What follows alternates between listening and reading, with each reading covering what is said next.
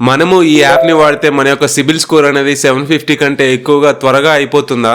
అసలు ఈ good score యాప్లో ఏముంటుంది, ఇంకా ఎటువంటి ఛార్జెస్ అనేవి ఈ యాప్ని వాడితే పడతాయి అనే విషయాల గురించి ఈ వీడియోలో డిస్కస్ చేసుకుందాం. వీడియో డీటెయిల్స్కి వెళ్ళే ముందు నేను ఈ ఛానల్లో credit cards, loans, banking, insurance, pension, ఇంకా స్టాక్ మార్కెట్, క్రిప్టో కరెన్సీ లాంటి అన్ని రకాల ఫైనాన్స్ వీడియోస్ అనేవి చేస్తాను.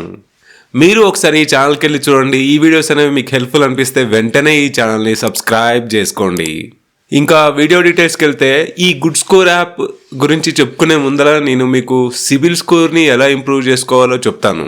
సిబిల్ స్కోర్ అనేది మెయిన్గా 5 ఫ్యాక్టర్స్ మీద డిపెండ్ అవుతుంది. ఫస్ట్ వన్ ఏంటంటే ఆన్ టైమ్ పేమెంట్స్. మీ యొక్క క్రెడిట్ కార్డ్ బిల్స్, అదేవిధంగా మీ యొక్క లోన్ ఈఎంఐస్ మీరు ఆన్ టైంలో పేమెంట్ అనేది చేయాలి. ఈ విధంగా ఆన్ టైం పేమెంట్ చేస్తే మీ సిబిల్ స్కోర్ అనేది త్వరగా ఇంప్రూవ్ అవుతుంది. ఈ on time payments CIBIL score మీద ఇంపాక్ట్ వచ్చేసి 35%గా ఉంటుంది. సెకండ్ వన్ వచ్చేసి క్రెడిట్ యూటిలైజేషన్. మీకు ఇచ్చిన క్రెడిట్ కార్డు క్రెడిట్ లిమిట్లో ఎంత పర్సెంటేజ్ లిమిట్ని యూజ్ చేస్తున్నారు అనేది ఈ క్రెడిట్ యూటిలైజేషన్ అనేది చెప్తుంది. ఎగ్జాంపుల్కి మీకు 1 lakh క్రెడిట్ కార్డ్ లిమిట్లో మీరు ఒక 50,000 యూజ్ చేస్తే క్రెడిట్ యూటిలైజేషన్ వచ్చేసి 50% అనమాట. సో జనరల్గా ఏంటంటే ఈ క్రెడిట్ యూటిలైజేషన్ అనేది 30% కంటే తక్కువగా ఉండేలాగా చూసుకోవాలి. సిబిల్ స్కోర్ మీద ఈ క్రెడిట్ యూటిలైజేషన్ ఇంపాక్ట్ వచ్చేసి 30%గా ఉంటుంది. థర్డ్ ఫ్యాక్టర్ వచ్చేసి credit history and credit mix అనమాట. క్రెడిట్ హిస్టరీ అంటే ఏంటంటే మీరు ఎప్పటి నుంచి అయితే మీరు first credit card or first loan అనేది స్టార్ట్ చేశారనేది మీ యొక్క క్రెడిట్ హిస్టరీని తెలియజేస్తుంది. ఎగ్జాంపుల్కి మీరు 2020లో ఏదైనా ఫస్ట్ క్రెడిట్ కార్డ్ తీసుకున్నారనుకోండి, అప్పటి నుంచి మీ యొక్క క్రెడిట్ హిస్టరీ అనేది స్టార్ట్ అయింది అనుకోండి. సో 2025కి వచ్చేసి 5 yearsగా మీ యొక్క క్రెడిట్ హిస్టరీ అనేది ఉంటుంది. సో లాంగ్ క్రెడిట్ హిస్టరీ ఉన్న వాళ్ళకి సిబిల్ స్కోర్ అనేది ఇంప్రూవ్ అవుతుంది. అదేవిధంగా క్రెడిట్ మిక్స్ అంటే ఏంటంటే మీకు ఓన్లీ అన్సెక్యూర్డ్ లోన్సే ఉండకూడదు అనమాట, సెక్యూర్డ్ లోన్స్ కూడా ఉండాలి. అన్సెక్యూర్డ్ లోన్స్ అంటే పర్సనల్ లోన్ కానీ క్రెడిట్ కార్డు కానీ, సెక్యూర్డ్ లోన్స్ అంటే హోమ్ లోను లేదా వెహికల్ లోన్ లాంటివి. సో మీకు ఈ unsecured loans, secured loans mix అయి ఉంటే మీ యొక్క సిబిల్ అనేది తొందరగా ఇంప్రూవ్ అవుతుంది. ఈ క్రెడిట్ హిస్టరీ అదేవిధంగా క్రెడిట్ మిక్స్ యొక్క ఇంపాక్ట్ వచ్చేసి సిబిల్ స్కోర్ మీద 15%గా ఉంటుంది. ఫోర్త్ ఫ్యాక్టర్ వచ్చేసి క్రెడిట్ ఎంక్వైరీస్. మీరు ఏదైనా లోన్కి కానీ లేకపోతే క్రెడిట్ కార్డు కానీ అప్లై చేసినప్పుడు ఆ కరస్పాండింగ్ బ్యాంక్ అనేది మీ యొక్క సిబిల్ రిపోర్ట్ని ఎంక్వైరీ చేస్తుంది. దీన్ని హార్డ్ ఎంక్వైరీ అంటారు. సో ఈ క్రెడిట్ ఎంక్వైరీస్ అనేవి ఒక సర్టెన్ పీరియడ్లో 1 month లేదా 3 monthsలో తక్కువగా ఉండేలా చూసుకోవాలి. మీకు ఎక్కువగా మీరు క్రెడిట్ కార్డ్స్ కానీ లేకపోతే లోన్స్ కానీ రిపీటెడ్గా మీరు ఫ్రీక్వెంట్గా అప్లై చేస్తుంటే మీ యొక్క క్రెడిట్ ఎంక్వైరీస్ ఎక్కువగా ఉండడం వలన మీ యొక్క సిబిల్ స్కోర్ అనేది త్వరగా తగ్గిపోతుంది. ఈ క్రెడిట్ ఎంక్వైరీస్ మీద సిబిల్ స్కోర్ ఇంపాక్ట్ వచ్చేసి 10%గా ఉంటుంది. ఫిఫ్త్ ఫ్యాక్టర్ వచ్చేసి నెంబర్ ఆఫ్ క్రెడిట్ కార్డ్స్ లేదా నెంబర్ ఆఫ్ లోన్స్. మనకు ఎప్పుడైనా కానీ తక్కువ లోన్స్ లేదా తక్కువ క్రెడిట్ కార్డ్స్ ఉండేలా చూసుకోవాలి. సో దట్ మన సిబిల్ స్కోర్ అనేది త్వరగా ఇంప్రూవ్ అవుతుంది. ఎక్కువ అన్సెక్యూర్డ్ లోన్స్ లాంటివి ఉంటే క్రెడిట్ కార్డ్స్ కానీ పర్సనల్ లోన్స్ కానీ మన యొక్క సిబిల్ స్కోర్ అనేది త్వరగా డ్రాప్ అవుతుంది. ఈ నెంబర్ ఆఫ్ క్రెడిట్ కార్డ్స్ లేదా లోన్స్ మీద సిబిల్ స్కోర్ ఇంపాక్ట్ వచ్చేసి 10%గా ఉంటుంది. ఇంకొకటి అందరికీ ఉండే జనరల్ ప్రాబ్లం ఏంటంటే వాళ్ళ యొక్క క్రెడిట్ని సరిగ్గా మేనేజ్ చేయలేరు అనమాట.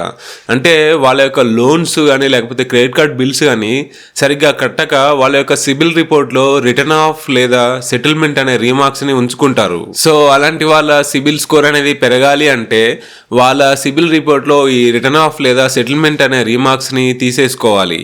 సో మీ యొక్క సిబిల్ రిపోర్ట్లో అటువంటి రీమార్క్స్ ఉంటే ఆ రీమార్క్స్ని ఎలా రిమూవ్ చేయాలో నేను ఆల్రెడీ ఒక వీడియో చేశాను. ఆ వీడియో లింక్ని కింద డిస్క్రిప్షన్లో పెడతాను, ఒకసారి వెళ్ళి చూడండి. ఇంకా ఈ video main topic good score app గురించి తీసుకున్నట్లయితే యాక్చువల్గా ఈ యాప్ ఇన్స్టాల్ చేసి ఓపెన్ చేసిన తర్వాతకి డైరెక్ట్గా ఈ యాప్ వాళ్ళు 84+ GST అనేది పేమెంట్ అనేది చేయమని అడుగుతున్నారు. అంటే అప్రాక్సిమేట్గా మీరు 99 రూపీస్ పేమెంట్ చేస్తేనే ఈ యాప్ అనేది ఓపెన్ అవుతుంది. ఈ యాప్ని యూజ్ చేయాలంటే ఈ 99 రూపీస్ అనేది మంత్లీ పేమెంట్ అనేది చేయాలి. ఇక్కడ ఈ యాప్లో వీళ్ళు ప్రొవైడ్ చేసే క్రెడిట్ స్కోర్ వచ్చేసి ఎక్స్పీరియన్ లేదా CRIF high mark credit scores అనమాట. వీళ్ళు ప్రొవైడ్ చేసే క్రెడిట్ స్కోర్లు అయితే సిబిల్ స్కోర్ కాదు.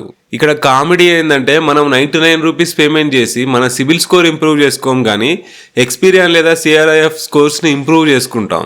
ఏ బ్యాంక్ అయినా కానీ ఆల్మోస్ట్ అన్ని బ్యాంక్స్ సిబిల్ స్కోర్నే చెక్ చేస్తాయి మీకు క్రెడిట్ కార్డ్ లేదా లోన్ ఇవ్వాలంటే. సో మీరు ఈ యాప్ను ఉపయోగించుకొని మీ సిఆర్ఐఎఫ్ స్కోర్ లేదా ఎక్స్పీరియన్స్ స్కోర్ ఇంప్రూవ్ చేసుకోవడం వలన నో యూజ్ అనమాట. మీరు పేమెంట్ చేసిన ఈ 99 రూపీస్కి ఈ యాప్లో ఏమిస్తారంటే కొన్ని వీడియోస్ ఉంటాయి అన్నమాట. క్రెడిట్ స్కోర్ని ఎలా ఇంప్రూవ్ చేసుకోవాలనే వీడియోస్ ఉంటాయి. ఈ వీడియోస్ యూట్యూబ్లో చాలా ఉన్నాయి. మనం యూట్యూబ్కి వెళ్ళి how to improve CIBIL score or credit score అని కొడితే సెర్చ్లో మనకు చాలా వీడియోస్ అనేవి యూట్యూబ్లో వస్తాయి. సపరేట్గా మనము 99 రూపీస్ అనేది ఈ యాప్లో పే చేసి ఈ వీడియోస్ చూడడం అనేది అంత యూస్ఫుల్గా అనిపించట్లేదు.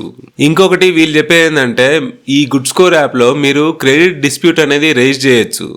అంటే మీ యొక్క ఎక్స్పీరియన్ స్కోర్లో కానీ లేకపోతే సిఆర్ఐఎఫ్ స్కోర్లో కానీ మీరు మీకు ఏమైనా ఫేక్ లోన్స్ కానీ లేకపోతే క్రెడిట్ ఎంక్వైరీస్ మీకు తెలియకుండా ఎక్స్ట్రా క్రెడిట్ ఎంక్వైరీస్ ఏమైనా ఉన్నా కానీ ఫేక్ క్రెడిట్ కార్డ్ అకౌంట్స్ కానీ మీకు కనిపించినా కానీ అవి మీకు కావని మీరు క్రెడిట్ డిస్ప్యూట్ అనేవి ఈ సిబిల్ కాకుండా ఈ ఎక్స్పీరియన్కి కానీ లేకపోతే సిఆర్ఐఎఫ్ కానీ క్రెడిట్ డిస్ప్యూట్ అనేది రేజ్ చేయొచ్చు.